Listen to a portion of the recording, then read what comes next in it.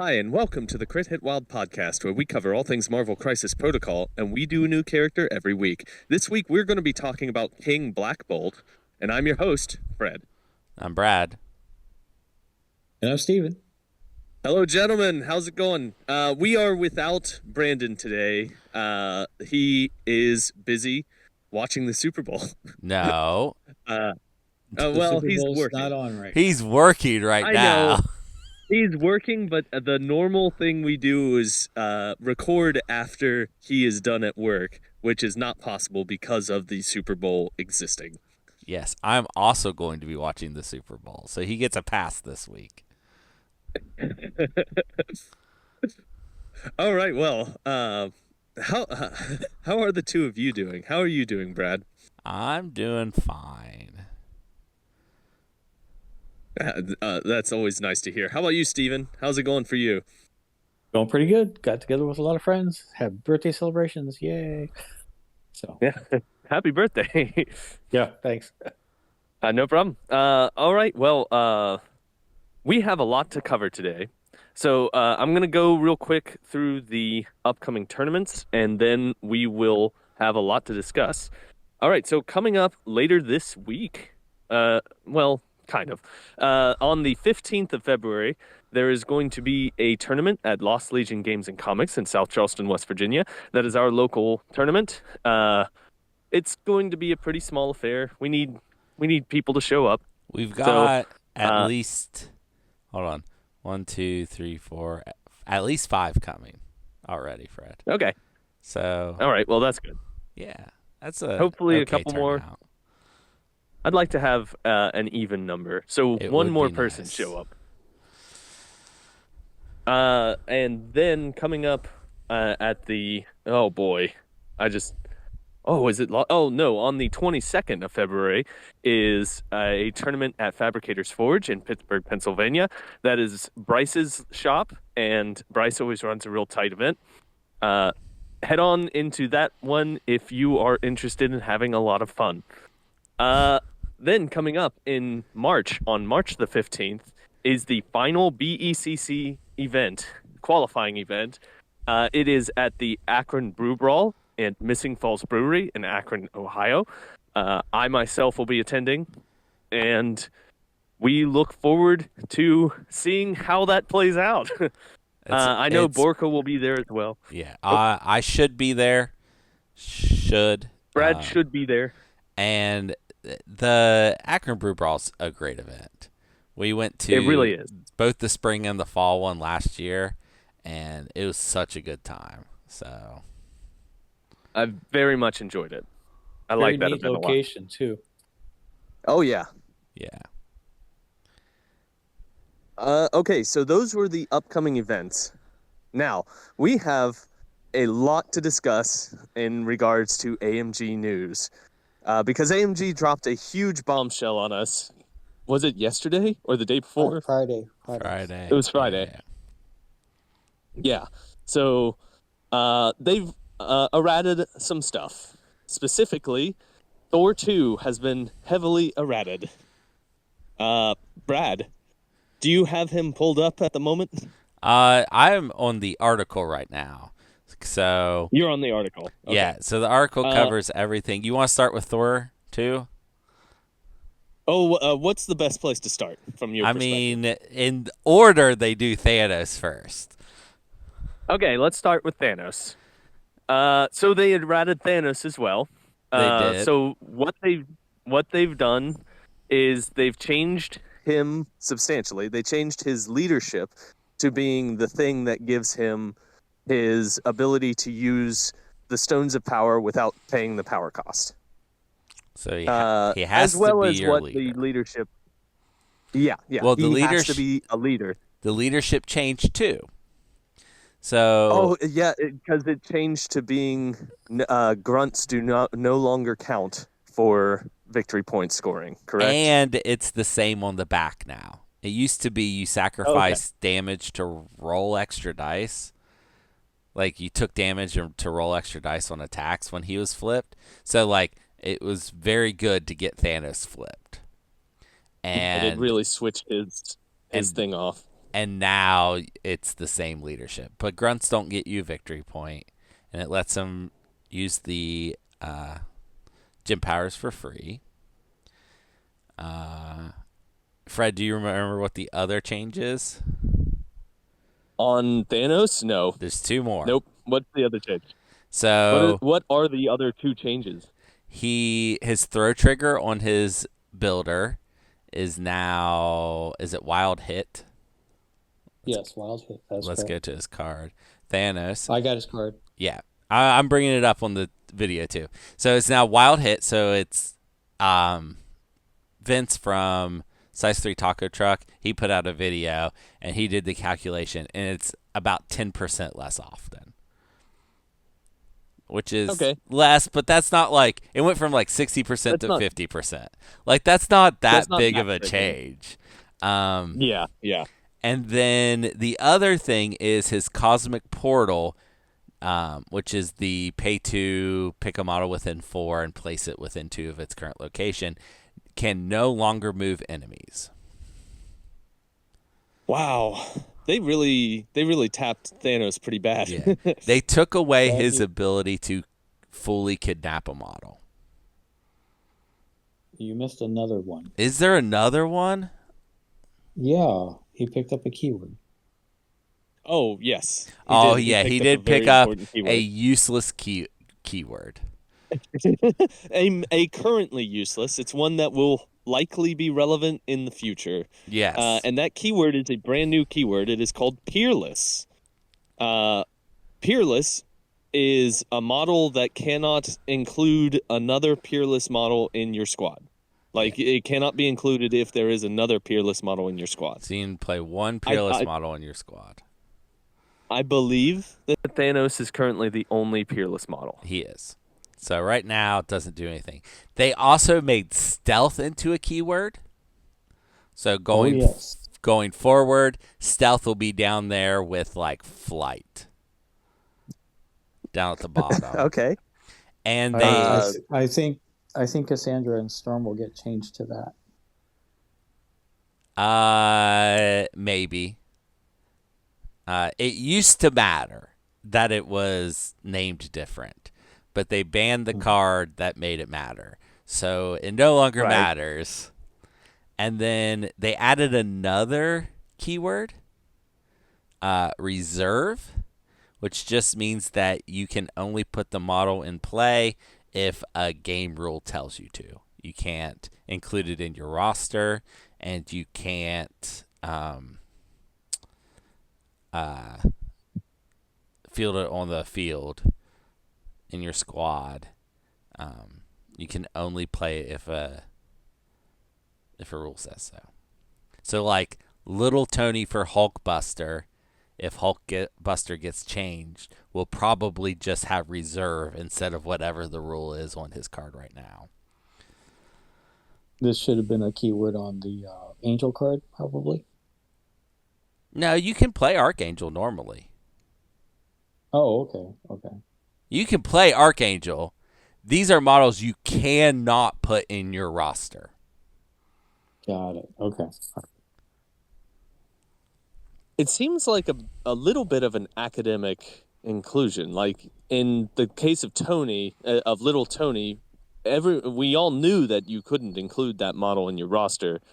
Yeah, because the rule on his card says you can't. Okay. So let's bring Hulkbuster up. Hulkbuster. So this is just to clean up the language on the cards, and will probably mean that there are other models like this coming. So it's opening up the space for them to play with it.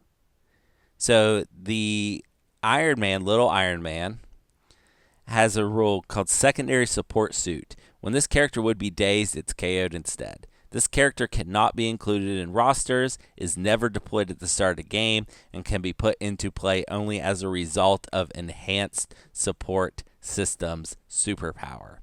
So, what they can do now is take everything but that first sentence, when this character would be dazed is KO'd instead, and make that the reserve rule. Okay. But probably there are other models coming like this. Maybe a Phoenix Yes. or a Dark Phoenix. Possibly other stuff. Like, okay, so Lady Mastermind. I just thought of this. Lady Mastermind makes illusions. If they want those illusions to be something that isn't a grunt, which seems unlikely, but if they wanted that to happen, they would give those models reserve. Okay. It'd be easier if they just made them a Okay. grunt. But Right. this also could be like Multiple Man. If Multiple Man Yes. can like copy himself as non-grunts, then those models would have reserve. Just things like that they can do with this rule that literally nobody has right now. Right. Right. Okay. Well, that was Thanos and some of the new keywords. There's another model that got touched. We're not not quite done with Thanos, Fred. Oh, we're not quite done with Thanos. Okay, what else? Because what else need we discuss? There's a change to the gym. Oh, you're right. You're right. Okay, Brad, what is the change to the gym? So the reality gym. Let's just bring it up. Gyms reality. So the reality gym can only be used on attack, defense, and dodge dice. Now. So you can't use it on scenario rolls or anything like that. It now costs 1 power to activate, making it a reactive power. And it's still before you resolve criticals. You change a skull to a crit result. This also means, like, if you re-roll your critical, that was a skull, you can't just count a different skull as a critical, like the old gym used to.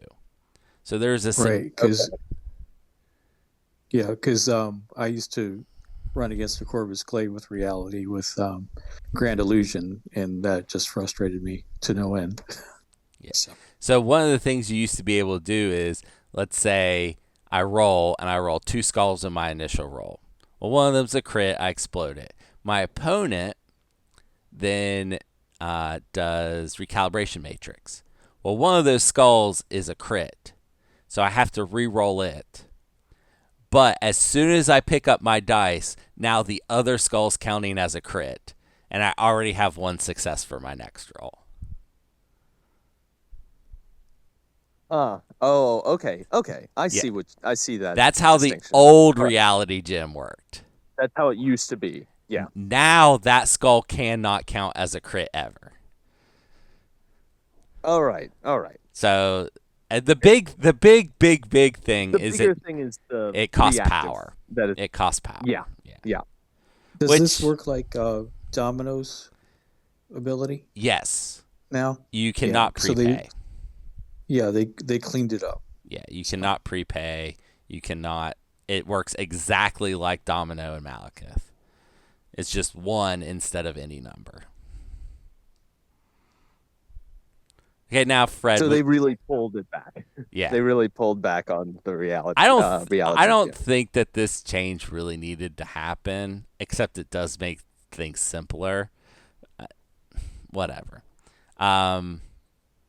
Now, Fred, we can talk about the thing you've been dying to talk about.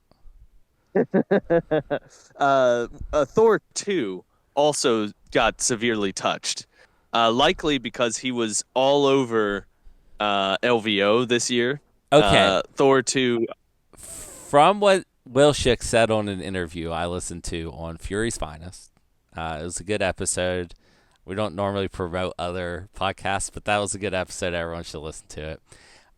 This has probably been in the works since at least he came out.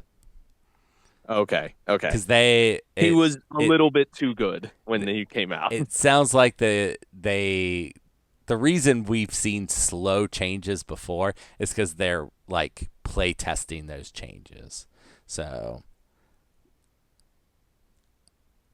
I don't think it was a reaction to LVO specifically. Right. They had this all had to be play tested a little bit to make sure that it worked. They may have decided to put out this update before Adepticon because of LVO, but I think that they had everything ready. Yes. So that the finals for the next major tournament aren't Asgard versus Asgard and almost a mirror match. Yeah. So Fred, what are the changes? Okay, so the first thing that changed is his builder. His builder went from range 3 to range 2 and strength 7 to strength 6. Correct. A major change. The next thing that changed is his self throw, the thing that where he throws himself. Is it medium? I think it's medium. It is medium. Yeah. Boy, it went from 3 power to 4 power, so it's a little bit more expensive. Oh gosh, I forget what the other change was. It's what was the other biggest change? one. Remind me. Brother in Arms is banned. Yes. Brother in Arms is gone. I was thinking of his card, and I couldn't think of where on nothing his card else the changed next on the card. Yeah. Yep, Brother in Arms is gone. I'll be honest, like this is probably good, all of it because Thor 2 was really a little bit too good. He was kind of a problem, and he was getting splashed in all lists. Like, there were lists everywhere that were splashing Thor 2. In fact, that was one of the themes of LVO, is a lot of people would bring a 7-man roster of whatever they were playing, and then also have Thor 2, Mighty Thor, and Beta Ray Bill as a 15 threat list that they could throw. Yep. Just completely unrelated. So Yep. probably a good thing that this occurred. This is definitely the Thanos and Thor changes are going to make the meta way more healthy than it was. We're going to see a bigger variety of splash models. We're going to see a bigger variety of affiliations. I'm excited to experiment with some stuff, which we'll get to more here in a second. But I don't have to worry about beating my head against Thor and Thanos as much. Yeah, you don't have to think, what is my answer to Thanos or Thor if they show up? Yeah, because I was playing... That doesn't happen. I was playing New Mutants a little bit, and Borka's been playing Cabal with Thanos, and there was just no game there. Like, I could not horribly lose, but like the chance of me winning was so small. Right. And now the meta's at a better place for things like New Mutants. Like, I can play New Mutants and maybe not get hard countered. All right. Are there any other changes that we need to discuss? Yes. Yes, Fred. Another meta shifting.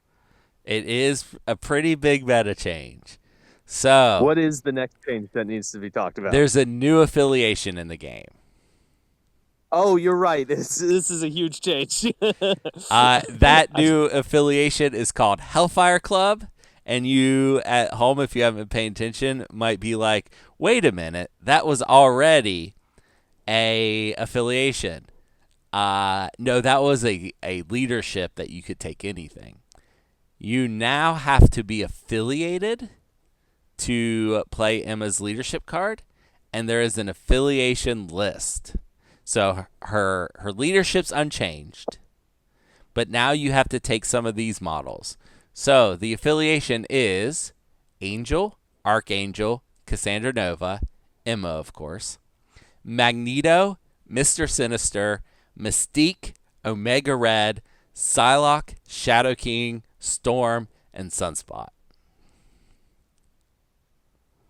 A lot of mutants. A lot of mutants. Well, I've seen some people like comment, that's a really weird affiliation list. Like, super weird. And it's weird because these are all people who have been in some version of the Hellfire Club in the comics. Like these are actual Hellfire Club members. Yeah, it's a fluffy list of models. Yeah. It makes it fluffy.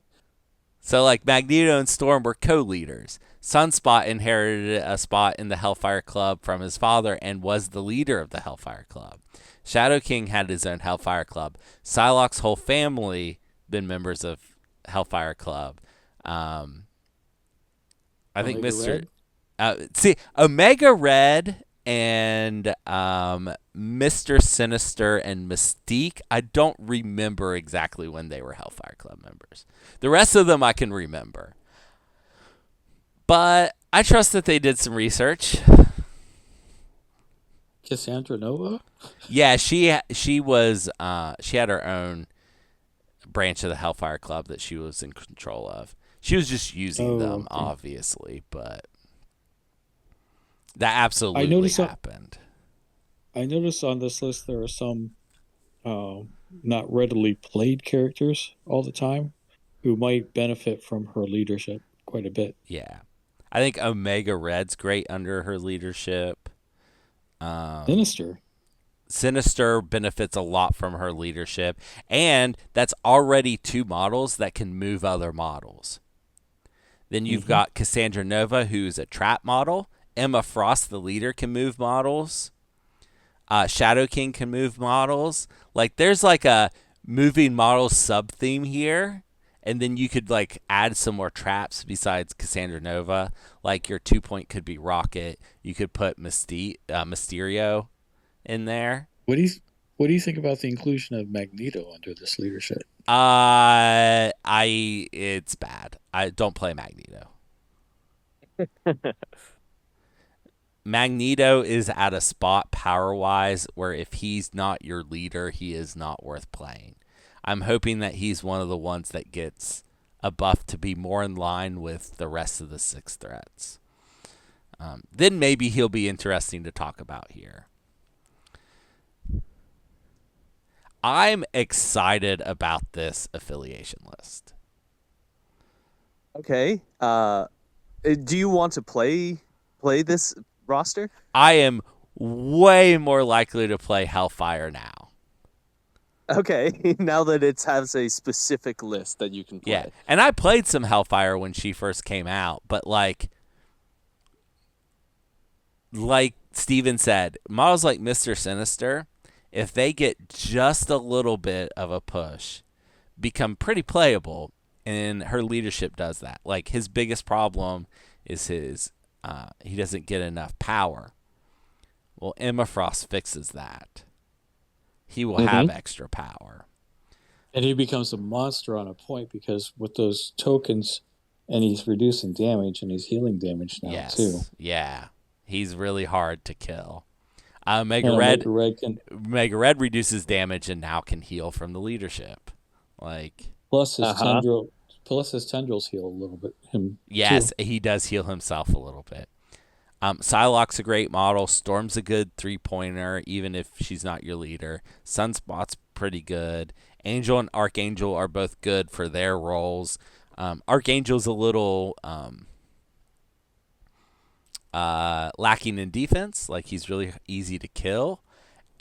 And the healing might not help because he tends to go down pretty quickly.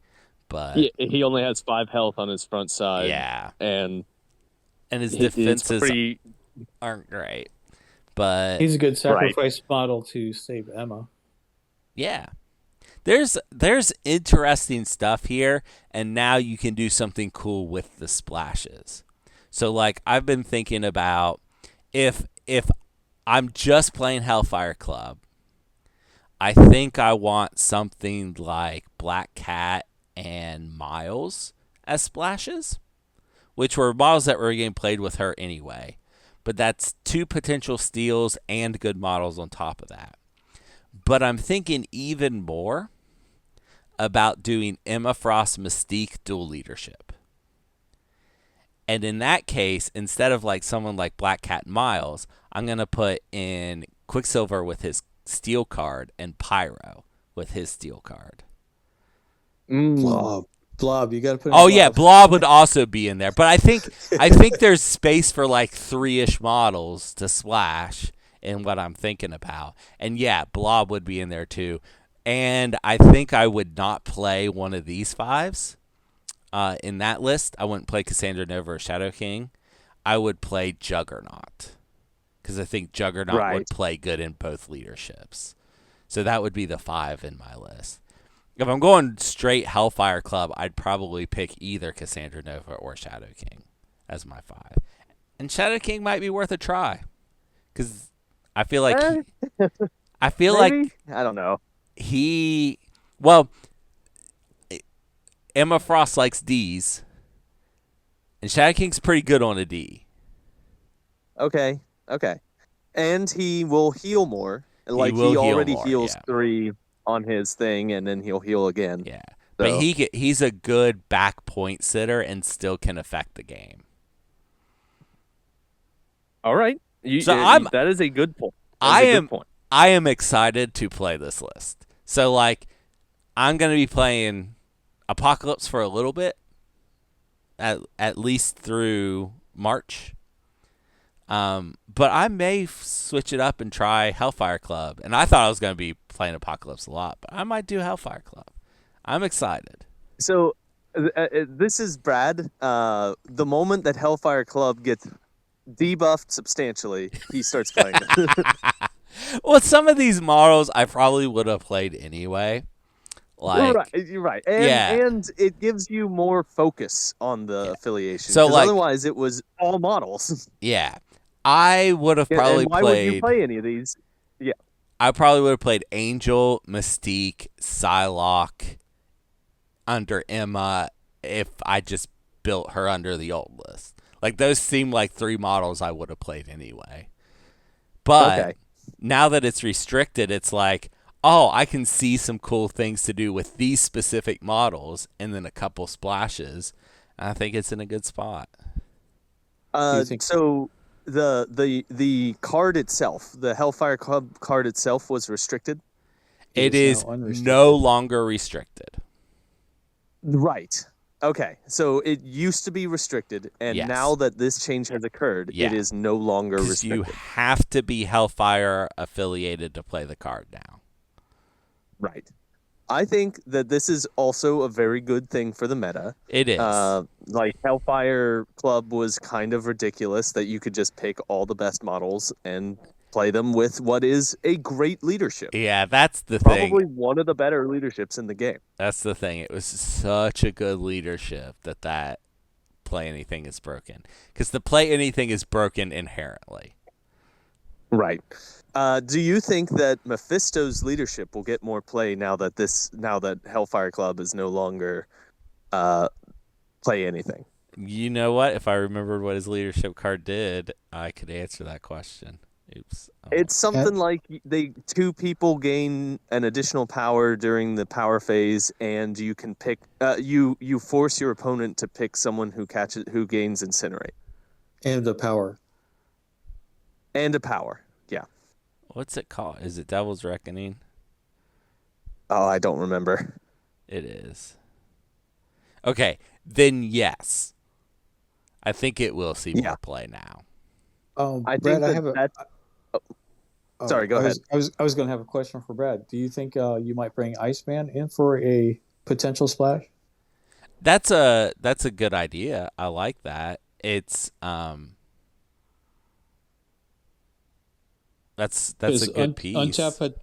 Untapped potential can have Yeah. a lot of Yeah, he's got that ramifications. really good card. So 100% he would be in there if instead of going Emma Mystique, I was making an Emma Storm list, which is another really interesting possibility.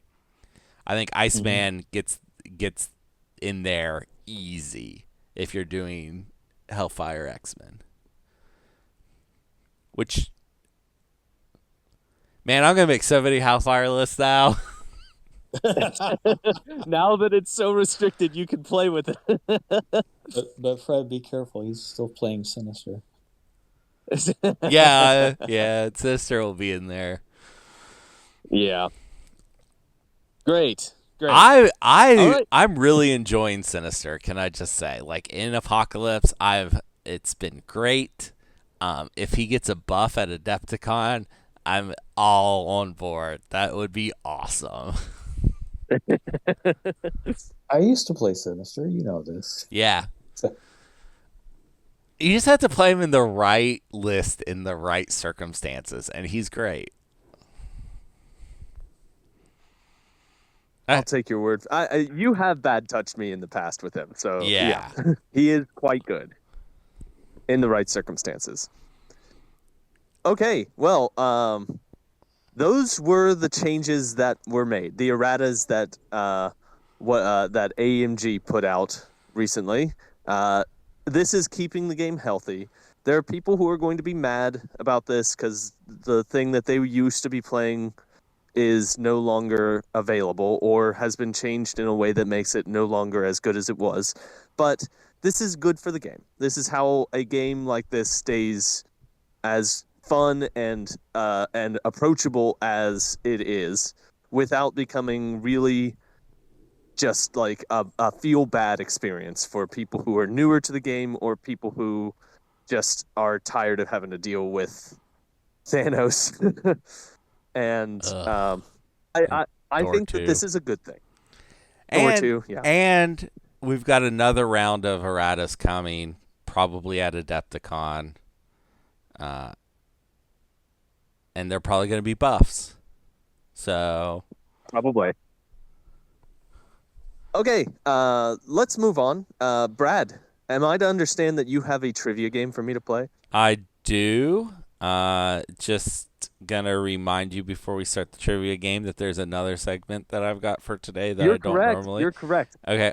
Yes. So, Brad, do you have any Cerebro news? Oh, you that want to do you that would like to talk first? about? Okay. Yes. Yeah. Let's So talk about Cerebro news. we haven't done one of these segments in a very, very long time, like maybe literally years. But I did want to give people a heads up that there's an update coming probably this week, very, very soon. I think I've got everything working, so it's just making sure that all of the different versions of the app work. But it fixes the Emma card, and it fixes, like, there's a problem where I don't even know if anyone uses this, but you can, like, minimize the sections on the list builder, and that wasn't working. I got that fixed. Those aren't the big thing. Oh, I need to add links to the Discords, the fan server and the TTS Discord on there. Mental note, do that. The big thing that's going to change is I'm adding a wider variety of format options for the list builder.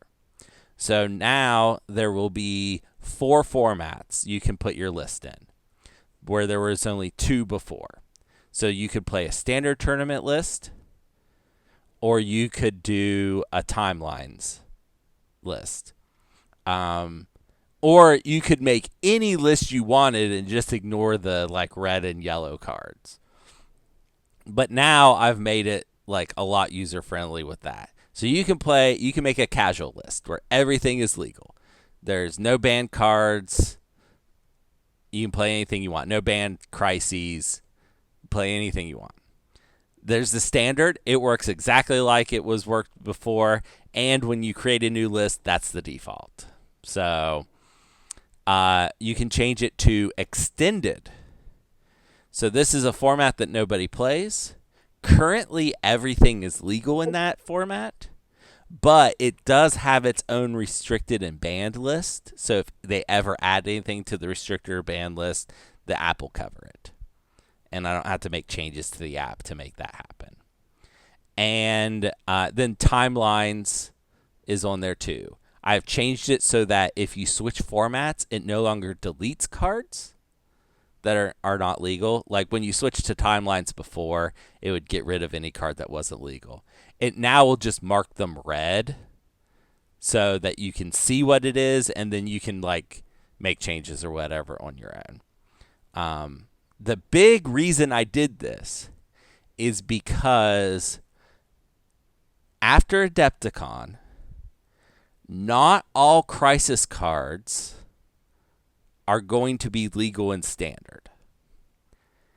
And it looks like the Crisis cards that are going to be in Standard are not going to be the same ones in Timelines. So the new pack will have cards that aren't legal in Standard tournaments, and some of the ones that are currently legal in Standard tournaments won't be anymore. So I need to make some sort of change so that people can use whatever Crisis cards they want instead of just the ones that are Standard tournament legal. And this was how I chose to do it. So when it's in whichever format, it'll only let you add cards that are legal for that format. If you switch formats, it'll mark them. And that's it. And it's just a little drop down at the top of the list. I would demo it on the video, but I'm on the, not the production version of Cerebro right now. So Okay. Well, we all appreciate the work that you put into this app, making it very user friendly and making these updates that just make the user experience better, Brad. Yeah. Thank you very much. I broke the app the other day. It wouldn't save or make new lists, and I kind of forget, I use the app. My friends use the app, but I forget how wide the app is until something breaks, and then everyone's posted in the Discord channel, hey, something's broken, and then I have to fix it. All right. Well, thank you for that, Brad. Hey, do you have a trivia game for me to play? I do, Fred. So here's how the trivia game works. I ask Fred trivia about 3 characters who are represented in Marvel Crisis Protocol, and Fred has to guess who they are. Unfortunately, Fred doesn't know much about the comics, which makes the game hard. If he gets it with the first clue, he gets 3 points. If he gets it with the second clue, he gets 2. If he asks Steven or Brandon, who know more about comics than he does, and they get it right, Fred gets 1 point. And then Fred needs 6 points to win. And I think that's it. Fred, this character was created as a shot in the arm to a monster comic in 1962. This character's stories quickly became the headline and then completely took over the book. This character's mother is Gaia, the Earth goddess, but this character is once led to believe that Phoenix Force was this character's mother instead. Is this Elsa Bloodstone? That is incorrect. That is, well, poop. Given the clues I gave you, that was a very good guess. Yeah. Your hint. It was a wild guess, though. Your hint. This character appeared in the 1987 movie Adventures in Babysitting. What? What? You heard me. Okay.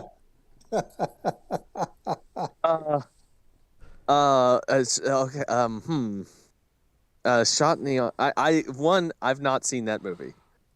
So, You should watch it. It's good. Okay. So, a shot in the arm to. Is it not Frankenstein's? I'm gonna guess. I'm guessing. What I'm worried about is that it is I'm too hung up on the monsters thing, and it's not a monster at all. But I'm gonna guess Frankenstein's monster. That is incorrect. Steven, do you know who this is? I believe it is Thor. Thor is correct. You got too hung up on the monster thing, Fred. Yeah. So, yep. in the movie, I think it's the little girl is obsessed with Marvel Comics Thor. And at one point, this guy, this construction worker comes out, and he's holding a hammer. He's got his hard hat on, and it's Vincent D'Onofrio. He's a mechanic, actually. Mechanic. And it's Vincent D'Onofrio, Kingpin, is playing him young. And she sees him as Thor, like comic book Thor. That's when she's being saved. She has visions of Thor, and then it changes and it's just this mechanic guy that's saving them. But yeah. So Okay. 1 point so far, Fred. Thank you, Steven. Okay. You're welcome. This is kind of a long one, so bear with me. Stan Lee's original idea for this character was an ancient demon that had been trapped in a sarcophagus in ancient Egypt that gets free in modern times. Steve Ditko, the writer of the book this character premiered in, changed that origin to just be a person instead. This character's identity was hidden for a while, and once again, Stan and Steve had an argument about who this would be. Ditko wanted this character to be someone the hero didn't know, since he thought that mirrored real life better. Lee wanted it to be someone the character already knew, and Stan won out on this one. The source of that story comes from Stan Lee. Steve Ditko claims it was all his idea all along to make this character's identity what was later revealed, and that he left clues in the story. Regardless of whose idea it was, this character has become one of the most recognizable characters at Marvel, and everyone knows the codename and identity of this character now. Is that it? Is that the end of the hint? That's the end of the first hint, yeah. Okay, I was going to say Encanto the Living Mummy, but the final sentence there means that it's definitely not Encanto the Living Mummy. Oh boy. So this is a character that the hero knows, and there's a discrepancy between Stan Lee and Ditko about whether who had the idea. Whose idea it was, yeah. Right. Yeah. That it was, and Ditko was saying that he was sprinkling in hints that they knew each other, and this is a person who was in ancient Egypt. I'm just restating the hint as I'm trying to think about who it was. That was the original idea for this character that was not used at all. Oh, and this is just a guy. Yeah, it's just a guy. Okay. All right. So the reason I was stuck on that is the guy part of this hint was replacing that and not that it is a demon. Okay. Both. All of the whole ancient Egypt demon, all of that got replaced with he's just this dude. Poop. That's everything I was building my thought process on. All right. Well, I'm just gonna go with Killmonger. That is incorrect. Your hint. Okay. Other characters have taken this codename throughout the years, including the son of the original and Dr. Bart Hamilton. In the MCP books, the books that they wrote about the fluff of MCP that's different from the comics, just to be clear. This character is working for Dormammu, making a green goo that corrupts people, but manages to betray Dormammu's plan to the heroes so that they can stop it. This character is evil and would like to control at least a large part of the world, and they can't do that if Dormammu destroys it. Poop. Okay. I have no idea. This is a person who is famous and in the Marvel universe, and everyone recognizes the code name and the iconography. Yeah, Fred. So this is such a famous secret identity now that you knew who this was before you played the game. Oh wow. Yeah, that is surprising. You knew who the secret identity of this character was before you started the game. I guarantee. You're probably right, but I don't know who this could be. All right, so they're an evil character, and I know who they are, apparently. But I just have no idea, man. There's so many evil characters. I'm gonna just say Red Skull, so I'm not hemming and hawing too much, and I'm gonna hope Steven has the correct answer. What's the secret identity of Red Skull? I don't know. Okay, I don't know. it's definitely not Red Skull. Steven, do you know who Okay. this is? I actually don't. I was going to say at first Moon Knight. Now I want to say Apocalypse, but I'll go with Apocalypse. That is incorrect. So one of the big clues in there was that this person's son and other people have taken on this code name. It is Green Goblin, which Fred knows his real identity is. Oh, Norman Osborn. And everybody Oh. knows that. Yeah. Yeah. Everyone Okay. knows that Norman Osborn is the Green Goblin. Like, people who know nothing about comics can tell you Peter Parker's Spider-Man and Norman Osborn's the Green Goblin. Wait, did his son become the Green Goblin? Yes. In the comics. Oh, okay. I think they Okay. used the Hobgoblin identity in the Sam Raimi movies, if I'm not They mistaken. did. Yeah, That's what that's I was correct. thinking. Yes. I was thinking that was his son, but I am incorrect. Okay. Yeah. Please, AMG, please. You want a Hobgoblin? Oh yeah, definitely. Yeah. There's been a couple people who've been Hobgoblin too. I think who's the famous one? It's Ned Leeds, right? Was Hobgoblin? Yeah, I that's think he the stole big the one. Goblin formula or something. Yeah. Like that. Because Ben Urich's nephew, Phil Urich, becomes Green Goblin. That's one of the people who was Green Goblin. All right, so still 1 point, Fred. So all you have to do is score 5 points on the 3 out of the 3 points remaining. Are you ready? Yes. Yeah. In the 90s, this character was so popular, there was an effort at Marvel to make them a good guy instead of a villain. One effort had this character get their own series where a telepath named Birdie would give this character the glow that would temporarily reduce this character's lust for blood. This character was also put on X Factor in the 90s with a bomb collar, so if they did anything the team didn't like, they would blow off this character's head. The closest this character got to being a good guy for good was during and after the Axis event, where several heroes and villains had their morality switched. So this character became good, while characters like Tony Stark became evil.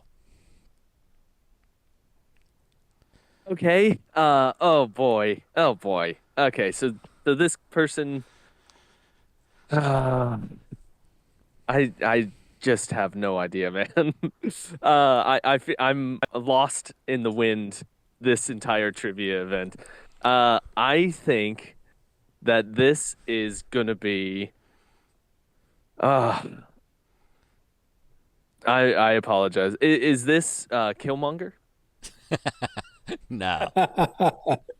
I'm just throwing it out there. All right, your hint. I want to talk you through my thought process on that one before we move on. Okay. I know that Thor 2 has a self throw and Green Goblin has a self throw, and do you know who else has a self throw? Killmonger. But that's not the thing. Okay. At least you had some logic there. Your hint. That's why I did that. Your hint. This character was originally intended to be Logan's dad, but that was abandoned. It was also hinted that this character might be Logan's half-brother, but that was also abandoned. Is this Sabretooth? That is correct. Okay. So 3 points, Fred. For 2 more Hey, points. guess what he has? For A 2 more. self-throw? Fred, let me ask the bonus question. We're 2 points. What do these characters have in common? They all have a self throw that they can perform. Very good. A superpower where they throw themselves. Yes. Self throw was good enough, Fred. Everyone knows what you mean. Good job. Well, You wait, scored those. can he get another bonus point? Because there's one thing they all have in common besides the self throw. I don't know what it is. So if he could think of it, he could have 1 more bonus point. Oh gosh. What do they all have in common besides that? It's not that they can provide shock, because I don't think Sabretooth can provide shock, and neither can Green Goblin. What else do they have in common? I have no idea. I'm not gonna get it. They're all size 3. Oh, okay. Yeah, they are all size Okay. 3. Yep, And that is. he could have given you another question, which was Werewolf by Night, who is also size 3 and has a self throw. Yeah, we did Werewolf by Night not too long ago. I try to get as many of the characters. 3 out of 3 is great, but as many characters as possible that I haven't done before. At least until we get everybody. Size 3 throw, self throw is kind of rare. Yeah. Fred, Okay. you fell 1 point I lost. short, but for as bad as you did, that's not score-wise. That looks pretty good. Yeah. This was a real bad one for me. I did not do very well this trivia. Okay. That's it. All right. Thank you, Brad. Okay, so the next thing that we need to do is we need to talk about the person that we are here to discuss. That person being King Blackbolt, otherwise known as Blackagar Boltagon. His defenses are 4, 4, and 4. And he has 7 stamina on his front side and 8 on his back side. He is a threat value of 6, size 2, and a medium mover. Hey, Brad, why don't you do his attack suite? Sure. His first attack is Energy, Sonic Blast, Beam 4, 5 dice, cost 0, gain 1 power, Wild Push after the attack is resolved, size 3 or less, short. His next attack is Physical, Wrath of the Midnight King, range 3, 8 dice, cost 4. After the attack is resolved, this character may advance medium. Wild Throw, before damage is dealt, throw the target short, no size restriction. That's it. That's all his attacks. And why don't you do another superpower? Okay. His innate superpower, Inhuman. This character may reroll 1 die on its attack and defense rolls. All right, thank you for making it as difficult as possible. All right, Steven, why don't you do the rest of the card?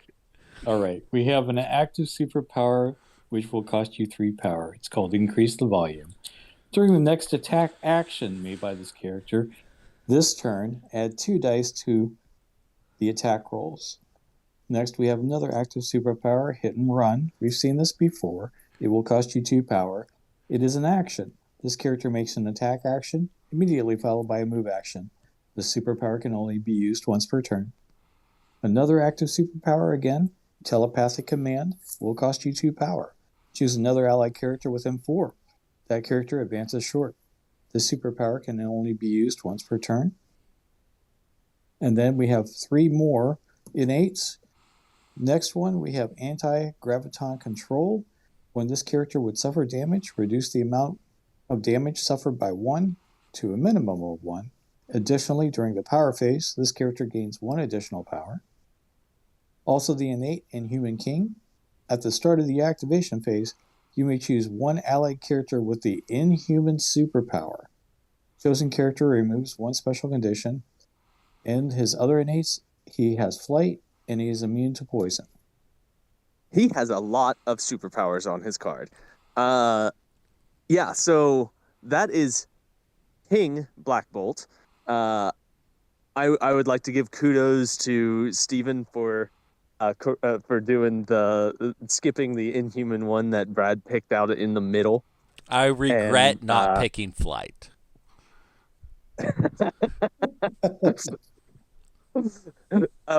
All right, so what do you guys think about this? First off, what are your thoughts here, Steven? Just first blush. He's got a whole bag of tricks. He does have a whole bag of tricks. That's correct. Go ahead. Do you know what I see? He has another spender, and his other spender is a beam forward 7 dice attack that costs 3 power. That's energy. That's better. And is a gainer. Yeah. That's what the increase the volume spender. is. I agree. It is a better spender. Beam 4. So increase the volume is nice. 3 power to increase all the attack rolls in the next attack by 2. And so that means that beam 4 is suddenly a 7 dice gainer. 7 dice energy beam that gains you power and can push size 3 or less. That's pretty solid. I think Wrath of the Midnight King is fine. I don't think it's bad. And it could be a 10 dice attack. It would For be 7 a power? 7 power. Yeah. Which is not worth it. That's too never much gonna for happen. the effect of that. Right. I kind of I'll be my first thought here looking at this guy, I think he's surprisingly pillow-fisted for being a 6 threat model. Yes. Yeah, he's more of a support piece. He is more of a support piece. Yeah. I like that he can remove a condition at the start of the activation phase from anyone who's an inhuman. So that means if someone has been staggered, he can get rid of it. No more stagger. But it has to be at the beginning of the activation phase. Yeah. I kind of feel like that if you're probably going to get to do this every turn, or very nearly every turn. Probably. But it's going to be not that exciting most of the time. Well, Right. it's really relevant on Mayor Fisk or Demons Downtown. Yeah. That's true. Yeah, because it'll be you after the can pull off- scenario. Mhm. What are your thoughts here, Brad? What are your thoughts on this character? So my first thought is I like other Black Bolt better, even if he's not the leader. So here's what I envision will happen. If you need movement for the scenario, then this guy's going to be hitting running beams all game. If it's something and moving his own model. Maybe using moving telepathic command. maybe moving his own models if he has enough power. Right. And then removing a condition, all that stuff. And then if it's something where you can sit on it, like an E, then he's probably going to be increasing the volume, beaming the whole game. So I think he's got those So he's flexible. He is flexible. He's got those 2 modes that he's going to do. He's probably going to do one or the other. But that's it. He's just going to be beaming all game either way. Well, Yeah, you don't really. Oh, sorry. Go ahead. I was going to say, remember that beam's a little bit better than we think because he's got a reroll He does have a reroll. for each one of those attacks that he gets off. And if he's got we got to factor that into everything here. Is that he's got an onboard reroll that is always active. And he's just always doing it. If he's under Medusa leadership and there's really no other leadership for him to play under, because he can't play under Black Bolt leadership, if he's dazing models with those beams, then he's healing, removing condition, and moving a little too. So, but that's only once per turn, right? Once, yeah. But that's if he can pick off a model each turn over the game. That's a lot of upside. Right. Yeah, that reroll with that defense of reduced damage, he's going to be very sticky. He is not going to go away. Yeah, he will. He will sit there, and he has pretty big health pool. I'm not Brandon. I don't have the health pools memorized, so I don't know if he's average or above average or whatever for a 6. But he's pretty hard to take down. That is a very good point. He's got the same health pool as the previous Black Bolt, but like I said, they both have the reroll, but he's got this -1 damage, so he'll stick around a lot longer. And 4 defense in every stat is good. 4 defense with a reroll, that's so good. Mm-hmm.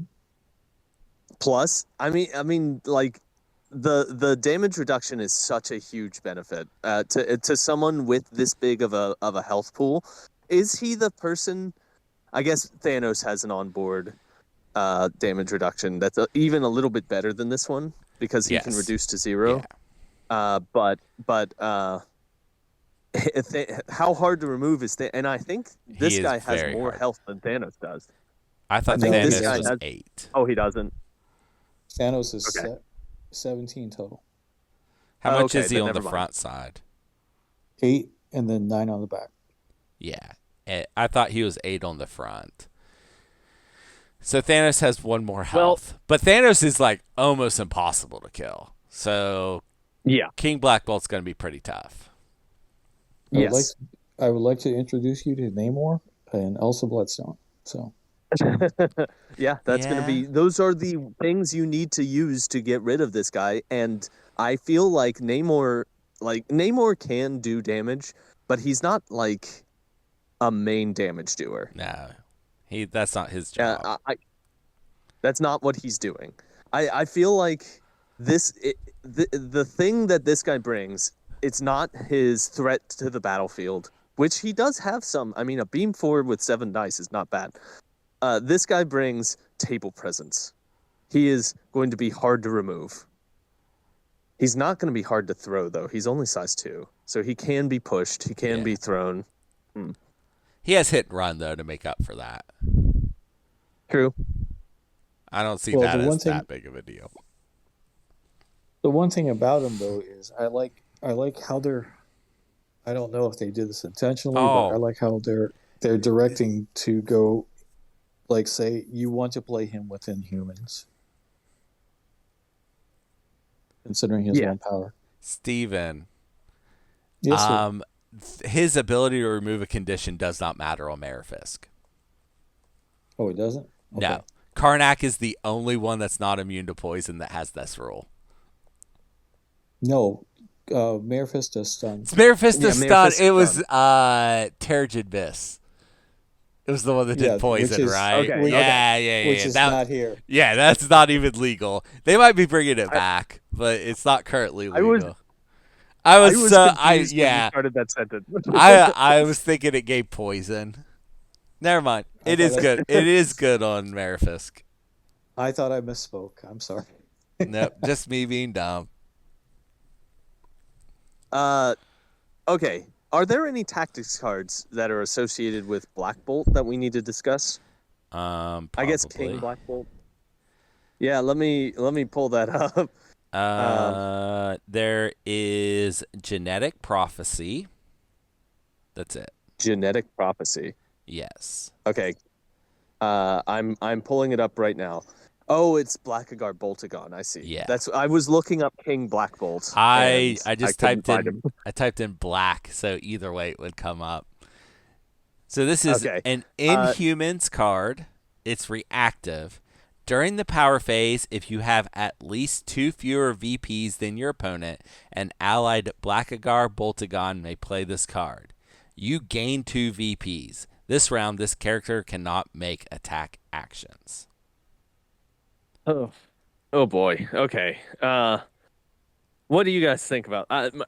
My first thought on this card is that it's not worth it. I mean, it is great to get 2 VPs. 2 VPs is fantastic, but you're taking your flagship model and you can't make attacks with it.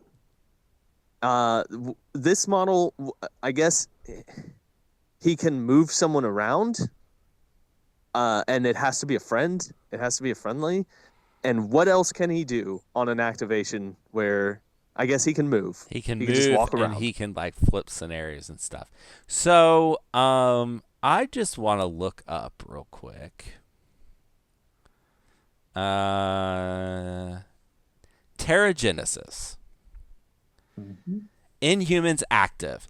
Any Inhuman character can spend 3 power to play this card. Choose an enemy character holding a civilian token within range 3 of this character and roll 4 dice.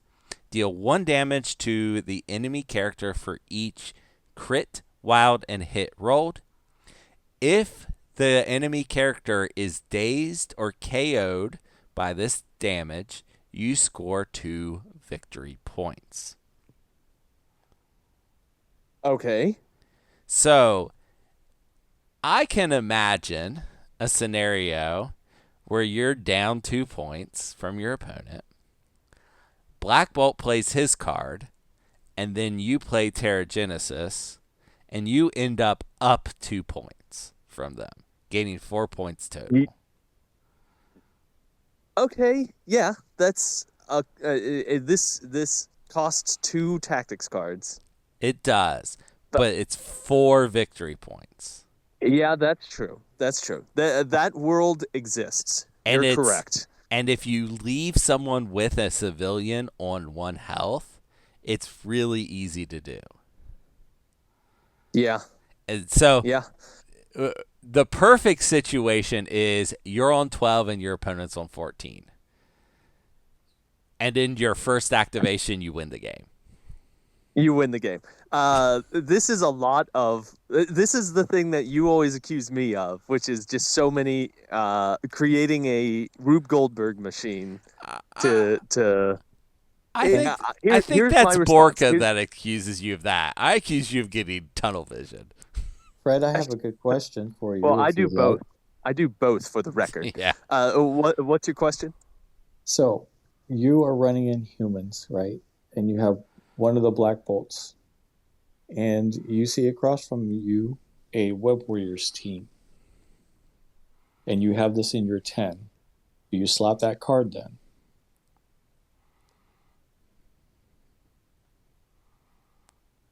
A Web Warriors team, so you will likely be down at a certain point. But the thing that your main benefit for fighting Web Warriors, if you're playing Inhumans, is that you will out attrition them.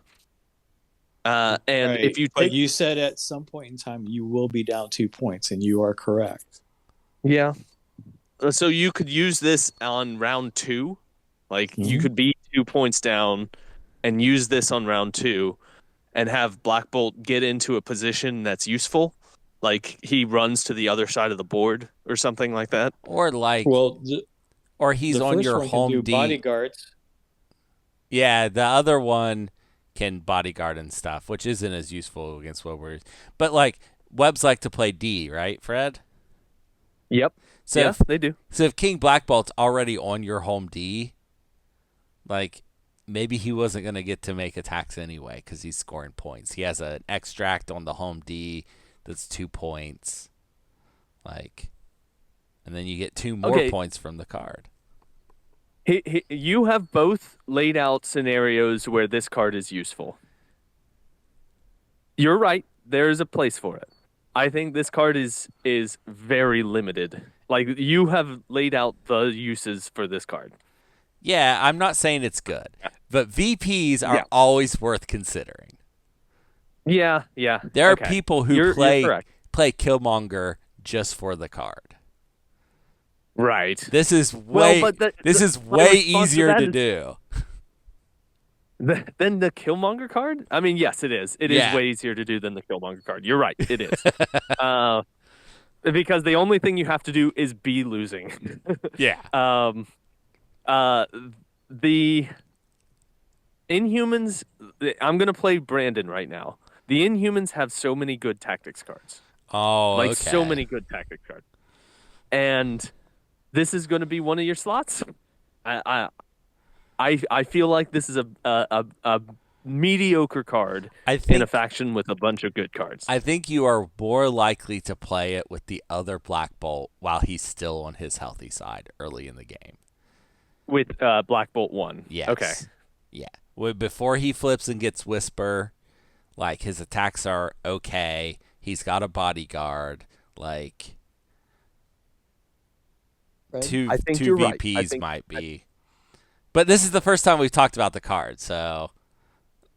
Right, yes. Do you take characters in your 10 that are tech pieces for lists that you might see? Yes, I do. I do that. Oh, okay. So this card couldn't make your 10. Got it. Hey. I'm merely saying the things that need to be said. Like I said, this is my 10th card for Web Warriors if I'm playing humans, honestly. Yeah. Okay. That and it has a role in that place. It could see the table. Okay. We've been talking a lot about the tactics card. We need to give a letter grade to King Black Bolt.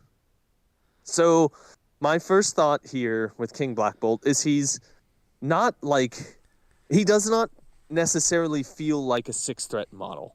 Just looking at him. I mean, he's got a lot of good stuff, a lot of good tech. I feel like he kind of seems like a 5.5 point model from my perspective. And I'm more than happy to be wrong about this. And I would, but I think that I'm gonna give him a B minus. That's where I'm gonna go. I'm gonna give him a B minus. Brad, what are your thoughts here on King Black Bolt? He's better than She-Hulk. He is worse than Gladiator. Yes. I don't know where him and Magneto fall. They're pretty close. And I agree. He's just fine. He's just fine.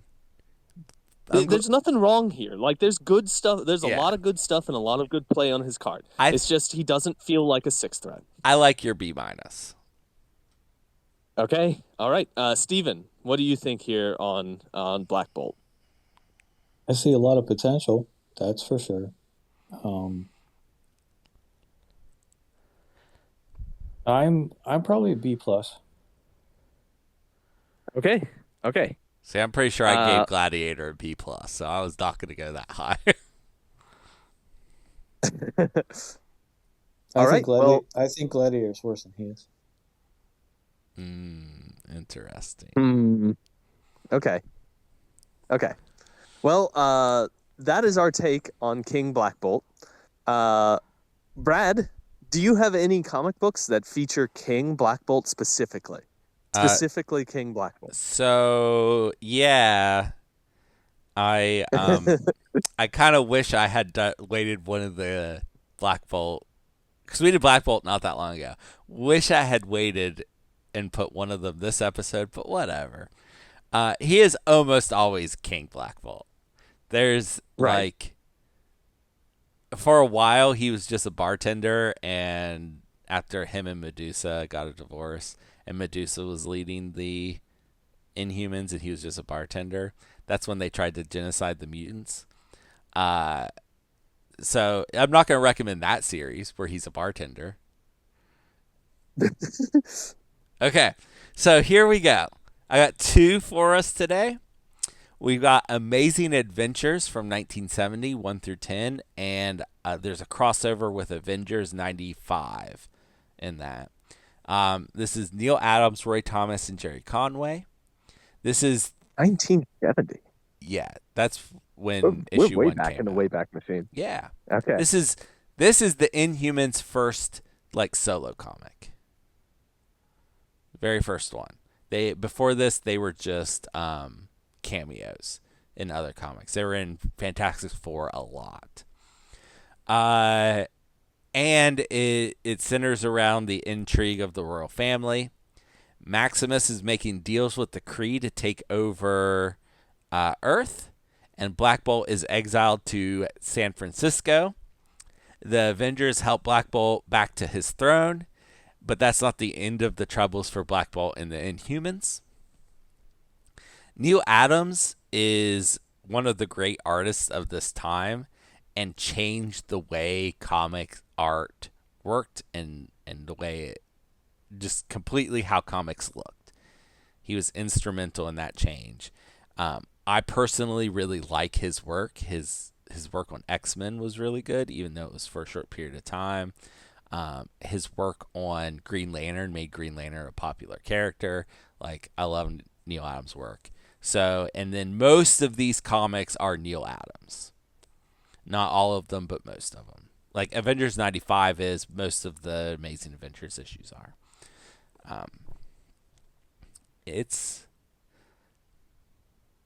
That's it. The second one is a series called Inhumans by Paul Jenkins and Jae Lee. I think this is late 90s, but I didn't write down. First of all, Jae Lee's art is fantastic. It's got kind of an otherworldly feel that goes really well with the Inhumans.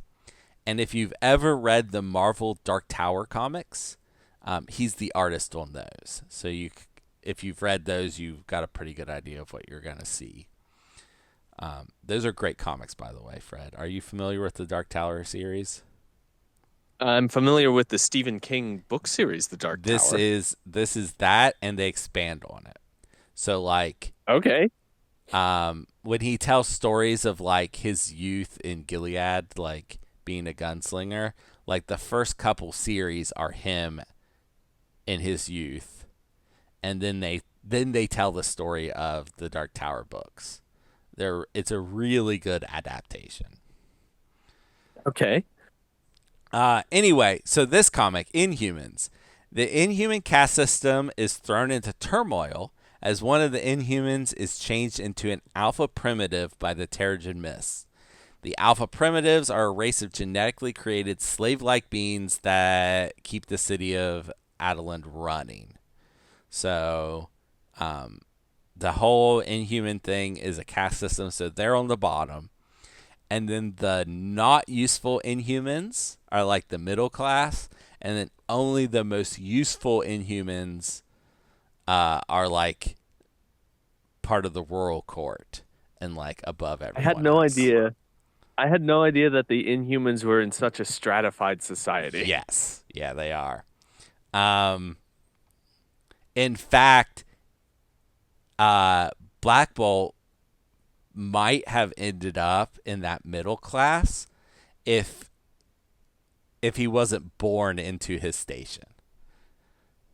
Like like any aristocrat. Yeah. Okay.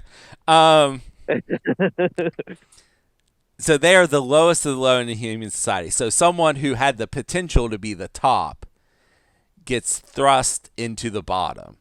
And so this is causing a big political upheaval. And of course, Maximus has his finger in that pie, causing some unrest with the alpha primitives, getting them to revolt. This part of the storyline is what they pulled from to do this and then the Black Bolt being exiled to San Francisco of the old story. This is what they were pulling at to make the Inhumans TV series. That was awful. Don't watch it. But that's what's going on. And then, in addition to the inner turmoil, the UN, the United Nations, has decided that they don't really trust this like non-interference stance that the Inhumans have taken. And so they send an army to besiege the Inhumans. Okay. And of course, Maximus is behind that too. Of course he is. Of course. So this is one of those times that you really see like how good of a leader Black Bolt is, because he, by the end, of course, fixes everything. That's how stories work. You're right. Unlike that Maximus story from last time where Maximus, nobody stops Maximus and he just does the thing. He just does whatever he's doing. Yep. Which was, remember, releasing some sort of ray that killed all the humans. That killed all humans. Mm-hmm. That's right. Nobody stops him. I promise. That is not a lie. Okay, Brad. Well, thank you for the comic book recommendations. Hey, Steven, this job is getting harder and harder. Can you tell me an affiliation where this guy would fit that is not his own affiliation? Oh, there's one place I like him way, way much. And that would be the original Red Skull. Get that beam off. Yeah. Oh, Schnikes. You're right. Get that beam off. Beam 4, 7 dice, and every hit, you would get 2 power because it's a gainer already. As long as you did 1 damage. As long as you do 1 damage. And then you run Baron Zemo right next to him. Uh-huh. And so you get 2 rerolls. 2 non-sequential. You could do a reroll and then a reroll. So, which is better than just rerolling 2 dice. Mm-hmm. Yep. And at 15 points, you throw in Bullseye. And then just go up from there. Yeah, that's okay. All right, you've made a very good point. That is a good place for him to be. I guess the only thing that's left is my non sequitur recommendation. So I'm going to recommend another anime that I've been watching, because I know nothing about Black Bolt, as previously stated. The anime, this was an anime that came out relatively recently, and I started watching it and fell off of it immediately. This is the anime Delicious in Dungeon on Netflix. I first started watching it and I thought, this is dumb. I was not into it at all. This is a show that you have to give like 5 or 6 episodes before it starts to get really good, but it really does start to get very, very good. It goes to places that I definitely did not expect. It is a comedy anime, first off. So it is very silly and very funny. And it can also, you find out later on, be very poignant and very sad. It is an excellent show that everyone should watch. And if you like comedy animes, this is for you. This is exactly your show. And that is it for our show today. Thank you, everyone, for joining us. And thank you, Brad and Steven, for talking about King Black Bolt. I hope that everyone out there has a wonderful rest of the day and that they get used to playing this game without having to fear Thor or Thanos. Yay. Goodbye, everybody.